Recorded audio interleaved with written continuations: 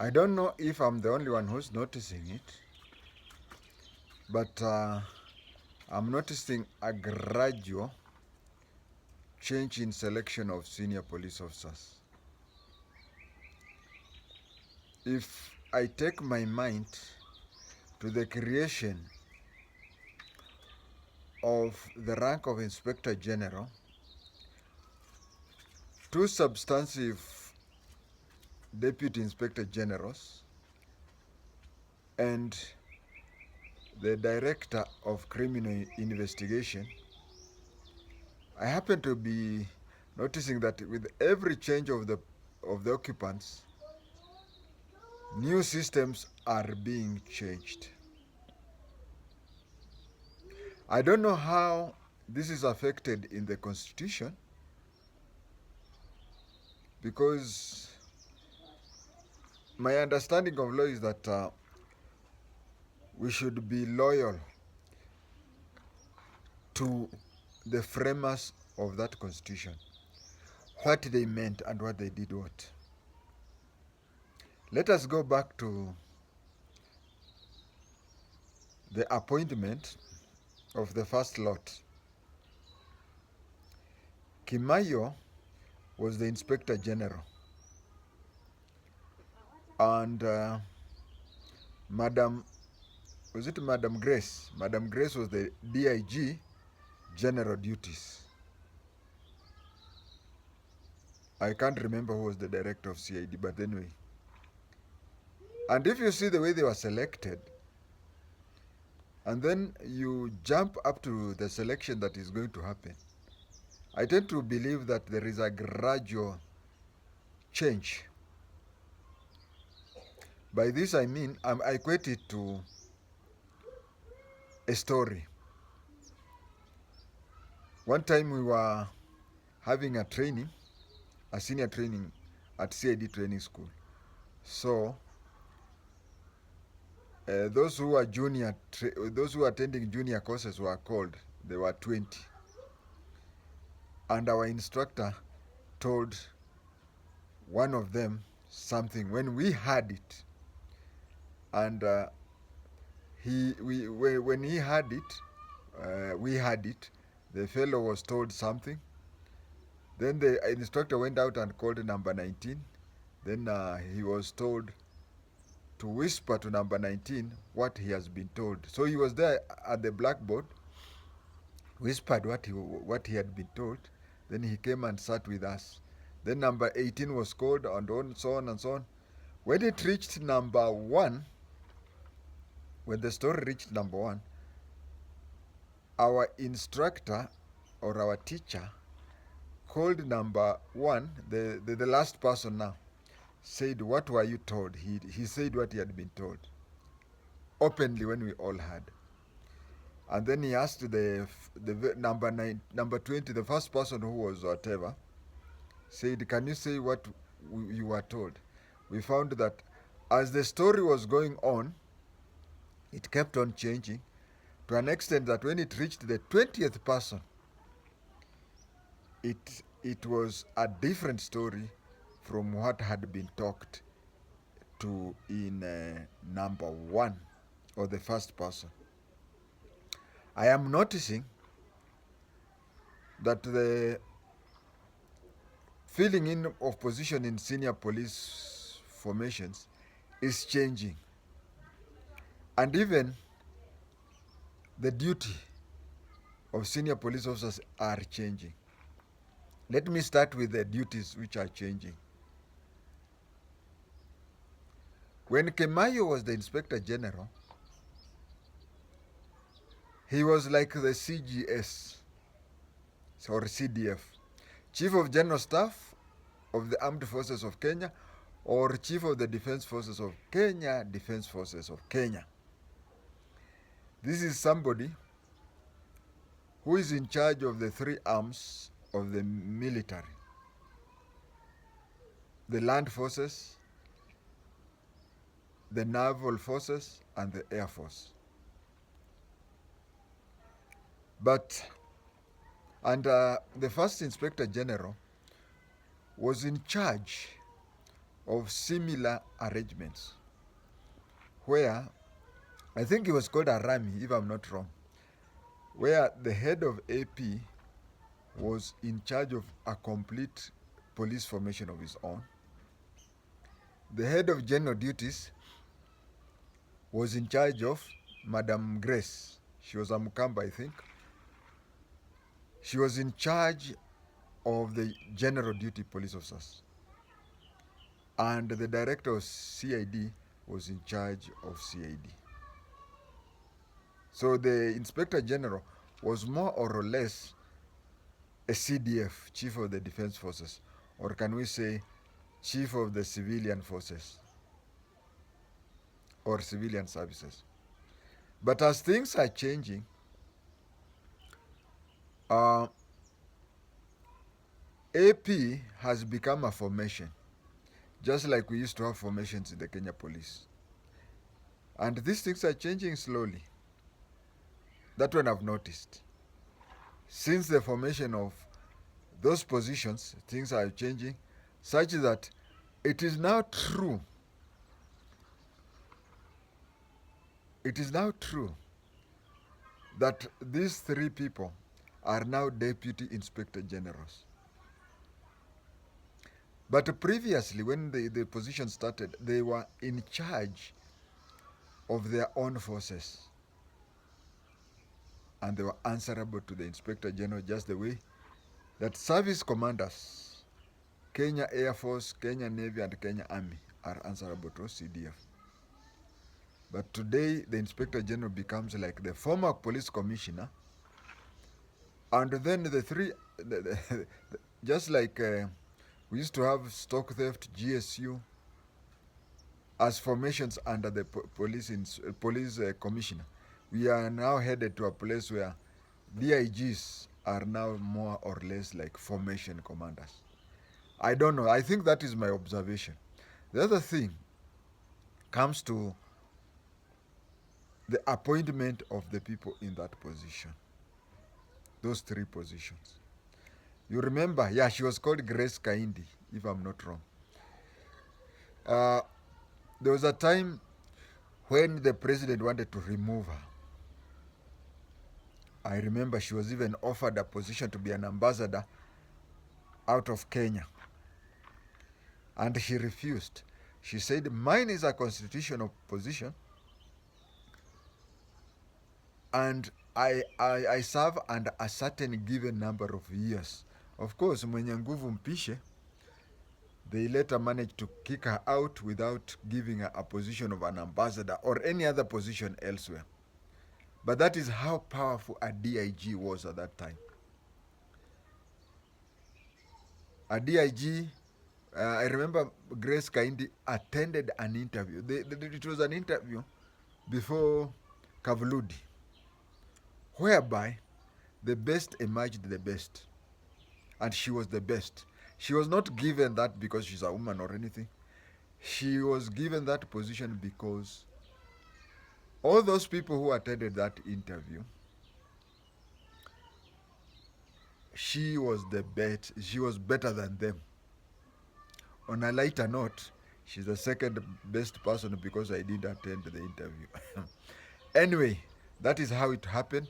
And I remember that when it came for the interview of DIG in charge of APs, the regulation was just simple.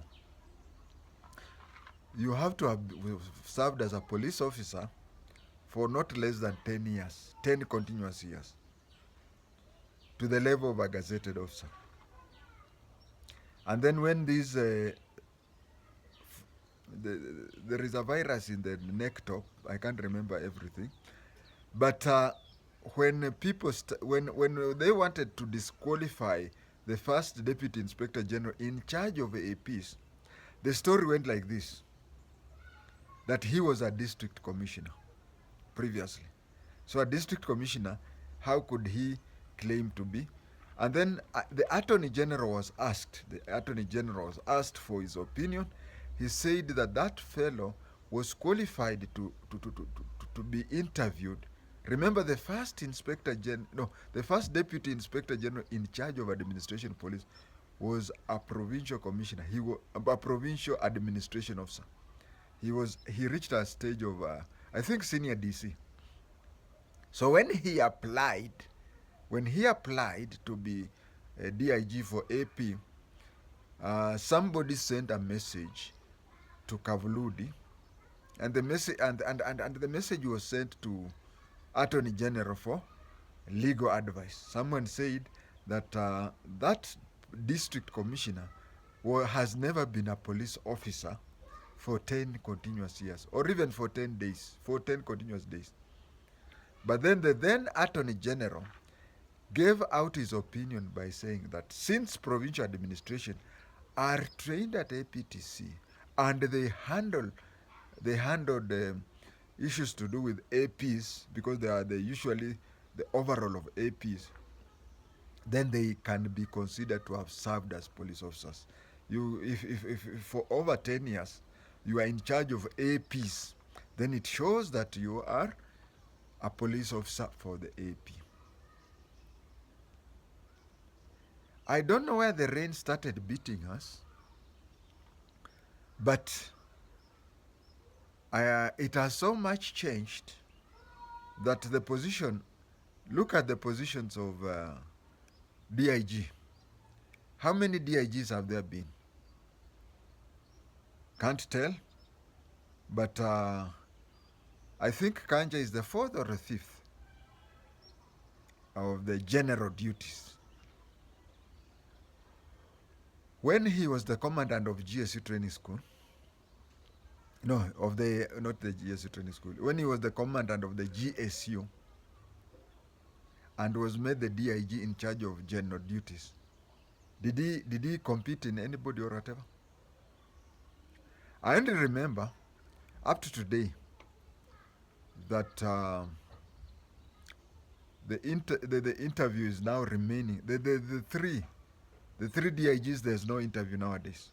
They are being appointed. Somebody remind me, when did we go to Parliament and change the system? I don't remember. I don't remember. But then, it has now remained that only the IGP, Inspector General of Police, is the one who attends an interview. But the interviews, it is an interview that is different from others. Look at the initial interview for Inspector General. If I remember very well, Grace Kaindi attended the interview for both Deputy Inspector General and Inspector General. And she was asked, I remember very well, she was asked, you have applied for the two positions. Suppose the committee recommends that the committee finds it a bit hard to determine, because you have applied for the position of Inspector General and you have also applied for the position of Deputy Inspector General. You are attending the interview for two. She said that she left everything, she left the decision to the board to decide about her suitability. If they decided that she was suitable for Inspector General, so be it. And if they decided that she becomes a Deputy Inspector General in charge of general duties, so be it. And it happened that she was made a Deputy Inspector General in charge of. Where did we change? I mean, here she was being asked, you are attending the interview for this, and you are attending it. And that is the only one and the only interview that people attended for Deputy Inspector General. We have had changes. We have three positions of Deputy Inspector General. We have Deputy Inspector General for the administration police. How many people have occupied that? If I'm not wrong, there are three. We have had directors of DCI. How many? I think three. We have had DIGs after Madam Kaindi, Grace Kaindi went? Which other DIG attended an interview before the National Police Service Commission? Maybe they do, but I don't remember. Leave alone that. Let us now go to the Inspector General. The Inspector General, Sieke, attended an interview. And as you see, among the people he competed against was Madam Grace. When he left, the person to take after him was Boynet. Boynet attended an interview. I remember following that interview very well because when he applied, you see, the AP, the in charge of AP was made acting Inspector General, awaiting the people to attend an interview to be made the Inspector General. And even when people applied, I don't think he even applied. He just was contented to act as an Inspector General and then reverted back to the DIG AP. And I do remember people were complaining that Boynet was being made the Inspector General, yet he was coming from the NIS. And I remember him answering that when NIS was divided, when NIS was removed from the police and the police officers who were there ceased their police ranks, he left by then it was called NSIS. NSIS, as it was branching off, he had the rank of senior superintendent. So he said, according to the qualification, I'm qualified because I've worked in the police for over 10 years. And when we were moving out, I was an SSP. He attended a competitive interview. But when he completed, that is where the rain started beating us. Because when he completed his term, he went to Nyati House. You know, Boynet is one of the best inspectors generals we have had. Then he went back to Nyati House to look for a colleague of his, Mutiambai, the worst inspector general to date. How did Mutiambai leave?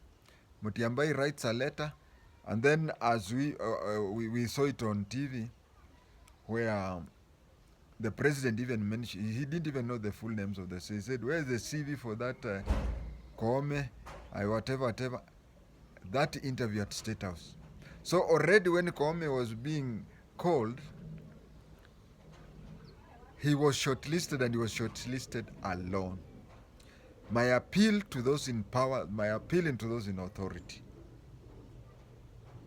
kindly, because I've seen the way things have been placed.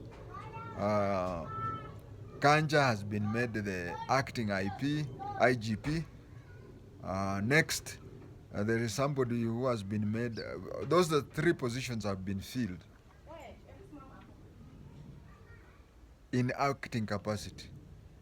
The next thing we are going to see, they are going to be taken to Parliament for vetting. We want a competitive, recruitment. If you look at Boynet, I tend, okay, I'm a former intelligence officer, but I tend to, I'm convinced that apart from Mutiambai, all intelligence officers who have headed the police have done it well, starting with Hinga. But I want it to be so competitive so that the decision as to whom to be appointed, let it be by National Police Service Commission. After all, what is the use of that if it doesn't? Or, alternatively, they do an interview, competitive. Because the last time I remember they were saying that the person should be of the rank of at least Assistant Inspector General and above. Where did they remove this? And the people started being appointed in acting capacity. Then the Parliament goes, they approve. Let us have a very competitive nature, And the National Police Service should appoint the person whom has made it well for what do you call, for vetting by Parliament. Or if it is not that way, at least let them do the interview. Then the National Police Service Commission gives the president 3 names. Then the president takes from the 3 names. That is what I believe in. That is what should happen. And that is why how we can bring professionalism in the police force. Personally, I have I don't know. I have a soft spot for Japheth Koome. I know somebody wants to tell me that your father is Japheth Lando and your son is Japheth Lando. I may be son of Japheth and a father of Japheth, but I believe Japheth Koome did his best. Why am I saying Japheth Koome did his best? You know, when you are convinced that this is the way, and you follow the way that you're convinced in, that is the best thing. And if anybody was doing what was in his heart, then that is Japheth Koome. But there is something, as I pen off, I want to tell you, and it has happened the second time. If you look at my Facebook page, you'll find that one time when Japheth Koome was the PPO Nairobi area, I said that he should be the next commandant of the General Service Unit.